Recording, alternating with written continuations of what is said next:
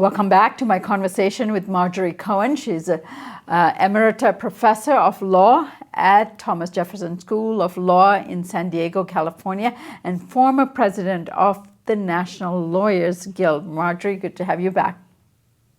Nice to be here, Sharmini.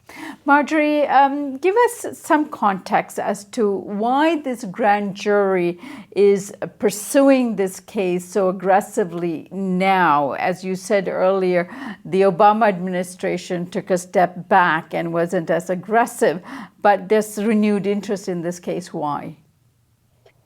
The Trump administration has gone back and forth about its love or hatred for WikiLeaks. Depending upon, I guess, Donald Trump's mood. Jeff Sessions was Attorney General when the secret indictment was prepared last year. Now, of course, we have a different Attorney General, William Barr.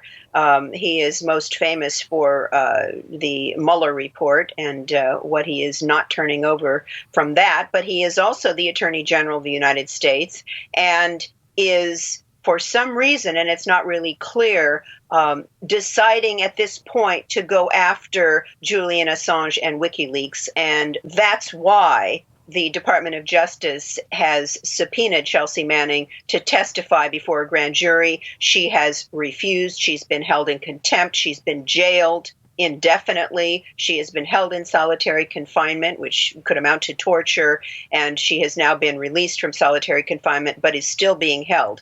Now, that means that there is a grand jury impaneled to hear evidence about Julian Assange and WikiLeaks, in all likelihood, toward the end of receiving him, if and when the British government turn him over. Now, the reason that this has become an issue now, and there is much speculation that Julian Assange may well be released from the Ecuadorian embassy in London and arrested by the British government and sent to the United States, extradited to the United States, is because the Ecuadorian president, Lenin Moreno, has accused Assange of repeatedly violating, repeatedly violating the conditions of asylum. First of all, hacking into Moreno's private papers, and also the INA papers, which allege that Moreno corruptly benefited from offshore accounts in Panama, basically money laundering.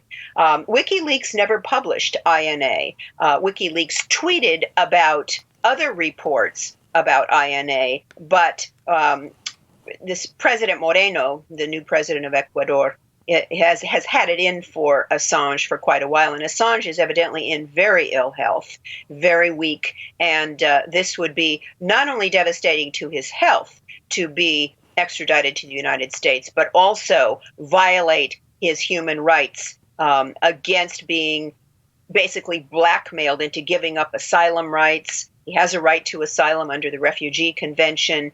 And according to the UN Special Rapporteur on Torture, it would cause serious violations of his human rights, his right to freedom of expression, his right to due process, and his right to be free from cruel, inhuman, or degrading treatment or punishment. All right, Marjorie, the asylum status for Julian Assange in the Ecuadorian embassy in London seems to be very tentative, given this spit and spat that's going on between the president of Ecuador, Moreno, and WikiLeaks.